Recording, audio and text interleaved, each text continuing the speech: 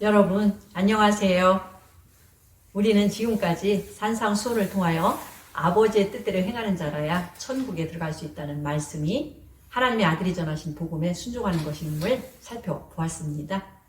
오늘은 예수님께서 친히 전하셨던 복음을 12 사도들에게 맡기셨으므로 그들이 전한 복음을 살펴보도록 하겠습니다.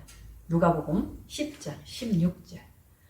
너희 말을 듣는 자는 곧 내 말을 듣는 것이요 너희를 저버리는 자는 곧 나를 저버리는 것이요 나를 저버리는 자는 나 보내신 이를 저버리는 것이라 하시고. 요한복음 14장 24절.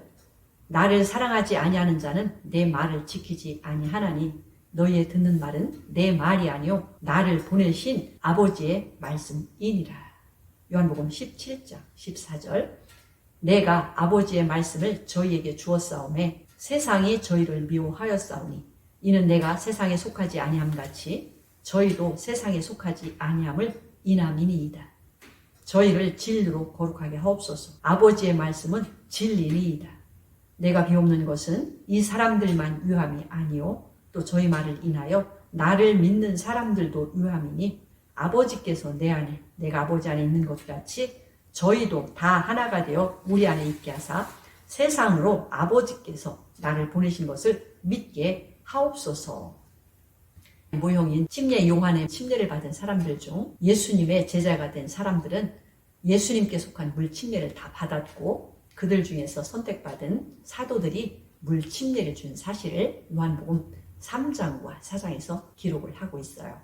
제자들이 받은 새 약속에 속한 물 침례에 관한 의미를 목욕을 한 것이라는 비유로 예수께서 사도 베드로에게 말씀하셨습니다. 요한복음 13장 9절. 시몬 베드로가 가로되 주여 내 발뿐 아니라 손과 머리도 씻겨 주옵소서.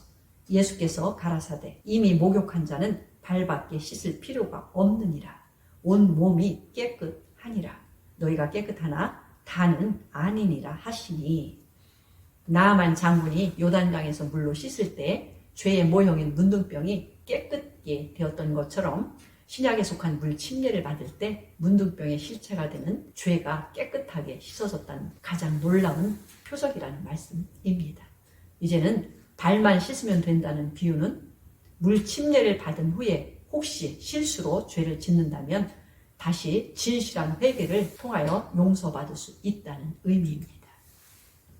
예수님은 6월절에 어린 양의 실체로 죽으시고 무교절에 무덤에 안장되셨다가 초실절에 부활하셨으며 그 후 40일 동안이나 제자들 앞에 나타나셔서 하나님 나라에 관해 말씀하셨습니다. 이제 예수님께 받은 물과 성령으로 거듭나는 복음을 사도들의 활동을 기록한 행전을 통하여 알아보도록 하겠습니다. 사도행전 1장 3절. 해 받으신 후에 또한 저희에게 확실한 많은 증거로 친히 사심을 나타내사 40일 동안 저희에게 보이시며 하나님 나라의 일을 말씀하시니라. 사도와 같이 모이사 저희에게 분부하여 가라사대 예루살렘을 떠나지 말고 내게 들은 바 아버지의 약속하신 것을 기다리라. 요한은 물로 침례를 베풀었으나 너희는 몇 날이 못되어 성령으로 침례를 받으리라 하셨느니라. 8절. 오직 성령이 너희에게 임하시면 너희가 권능을 받고 예루살렘과 온 유대와 사마리아와 땅끝까지 이르러 내 증인이 되리라 하시니라. 이때까지 수많은 사람들이 큰 믿음으로 예수께서 행하신 온갖 기적들을 체험하였어요. 예수께서 처절한 고통 중에 십자가에서 돌아가신 사건을 목격하고 물과 피를 다 흘리시고 부활하신 그분의 몸을 만져보았습니다. 40일 동안이나 뵙고 하나님 나라에 관한 말씀을 듣고 눈앞에서 승천하시는 광경을 보았습니다. 그 중심에 있었던 제자들과 사도들은 다락방으로 돌아가서 오순절이 오기까지 아버지께서 약속하신 성령 침례를 받기 위하여 전혀 기도에 힘썼다고 기록하고 있습니다. 말로 표현할 수 없을 정도의 놀라운 기적들을 경험한 제자들이므로 과연 어떤 마음으로 기도했을지 짐작이 갈 것입니다. 그들이 다락방에 모여 10여일 동안 전혀 기도에만 힘썼는데 오순절 날이 이르자 120여 명의 제자들이 모두 예수님께서 약속하신 성령 침례를 받는 초유의 사건이 일어났습니다. 사도행전 2장 1절. 오순절 날이 이름에 저희가 다 같이 한 곳에 모였더니 호련히 하늘로부터 급하고 강한 바람 같은 소리가 있어 저희 앉은 온 집에 가득하며 불의 허같이 갈라지는 것이 저희에게 보여 각 사람 위에 임하여 있더니 저희가 다 성령의 충만함을 받고 성령이 말하게 하심을 따라 다른 방언으로 말하기를 시작하니라. 이미 설명드렸듯이 성령 침례는 성령을 받은 자의 속사람이 영원히 사망을 이기고 부활한 것입니다. 이것은 나사로의 부활과 비교할 수 없는 놀라운 표적입니다. 더구나 성령 침례는 부활의 은혜 위에 더해지는 하나님의 아들로 거듭나는 은혜입니다. 이삭의 출생은 종의 영과 육신으로 나는 기적이지만 죄와 사망 아래 난 것이요 성령으로 거듭난 은혜는 여자가 낳은 자 중에 가장 큰 자인 침례 요한보다 큰 자로서 하나님의 아들로 태어난 것입니다. 모든 천사를 영원히 다스리도록 하나님의 후사가 되는 권세를 받은 증거입니다. 그때 외국에서 흩어져 살다가 오순절을 지키기 위하여 예루살렘 성전을 찾아왔던 많은 유대인들이 성령 침례로 인한 큰 소리를 듣고 몰려왔습니다. 어떤 사람들은 성령 충만을 받은 제자들을 보고 수레에 취했다고 비난하고 어떤 자들은 자기들이 쓰고 있는 외국어로 말하는 것을 듣고 놀라서 이 모든 현상이 어찌 된 일이냐고 사도들에게 물었습니다. 베드로가 11 사도들과 같이 서서 이것이 요엘 선지자가 예언하였던 대로 하나님 아버지께서 약속하신 성령을 부어주신 것이며 이스라엘 백성들이 십자가에 못 박은 이 예수를 하나님께서 주와 그리스도가 되게 하셨다고 설교한 것입니다. 사도행전 2장 33. 하나님이 오른손으로 예수를 높이심에 그가 약속하신 성령을 아버지께 받아서 너희 보고 듣는 이것을 부어주셨느니라. 그런즉 이스라엘 온 집이 정령 알지니 너희가 십자가에 못 박은 이 예수를 하나님이 주와 그리스도가 되게 하셨느니라 하니라. 성령 충만한 설교에 성령의 감동을 받아 믿고 마음에 죄책감이 든 무리들이 우리가 어찌하여야 구원을 받을 수 있느냐라고 베드로와 다른 사도들에게 물었을 때 천국 열쇠를 받은 베드로가 대답을 하였습니다. 사도행전 2장 38절. 베드로가 가로되 너희가 회개하여 각각 예수 그리스도의 이름으로 침례를 받고 죄 사함을 얻으라. 그리하면 성령을 선물로 받으리니 이 약속은 너희와 너희 자녀와 모든 먼데 사람 곧 주 우리 하나님이 얼마든지 부르시는 자들에게 하신 것이라 하고 또 여러 말로 확증하며 권하여 가로되 너희가 이 패역한 세대에서 구원을 받으라 하니 그 말을 받는 사람들은 침례를 받으매 이날에 제자의 수가 3,000이나 더하더라. 12 사도들은 이 복음을 믿고 침례를 순종하면 죄 사함을 받아 죄와 사망으로부터 구원을 받는다고 선포하였습니다. 그리하면 예수님께서 약속하신 성령으로 침례를 주실 것이라고 선언했어요.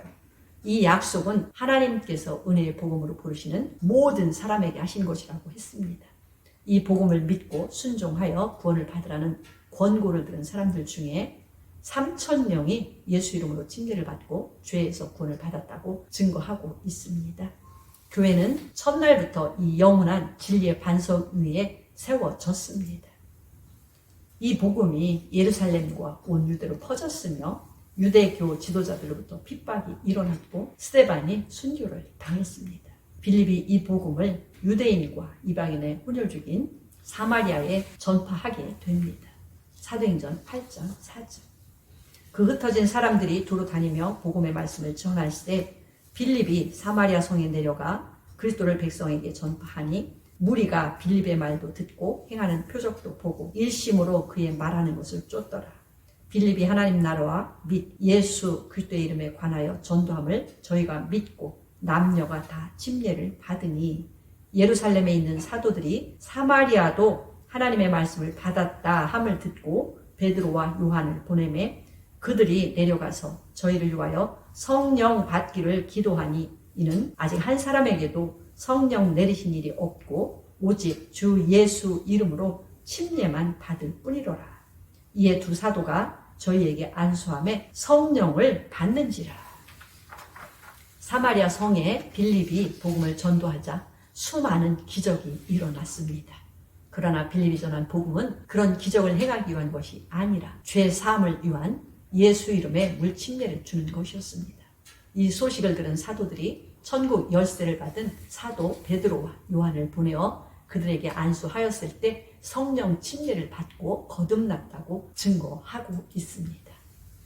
이번에는 우리와 같은 이방인이었던 고넬료 가정에 전파된 복음을 살펴보겠습니다.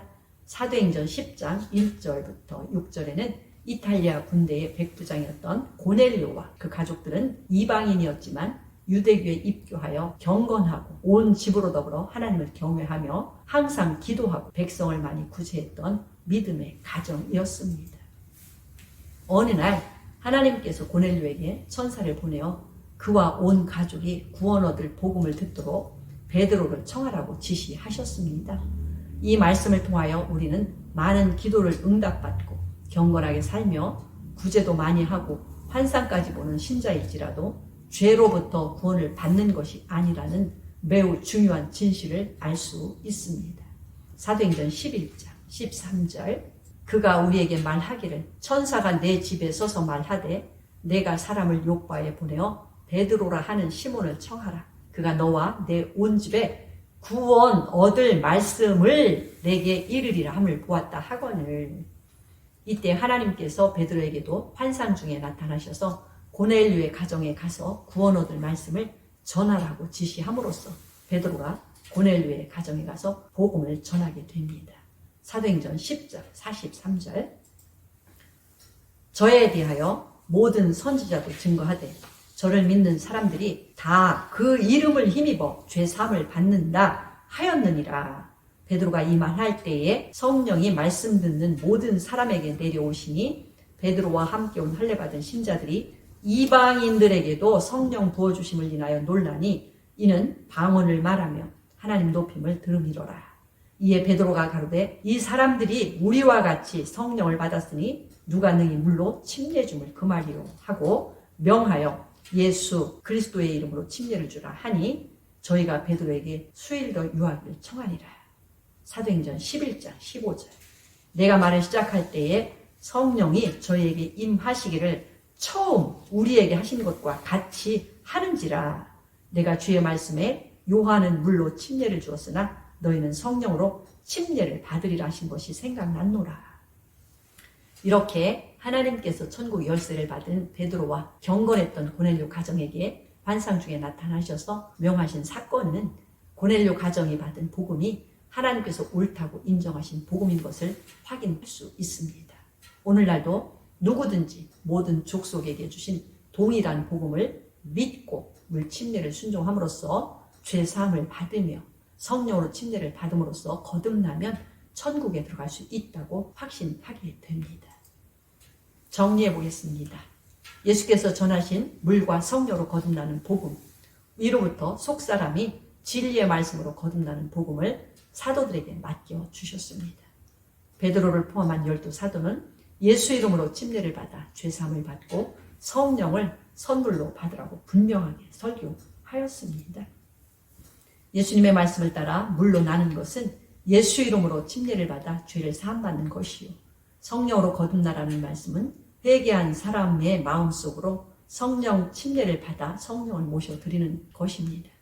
예루살렘과 유대, 사마리아 땅끝까지 이 복음을 전하라는 예수님의 명령을 따라 사도들은 그들의 삶을 온전히 주님께 헌신하였습니다.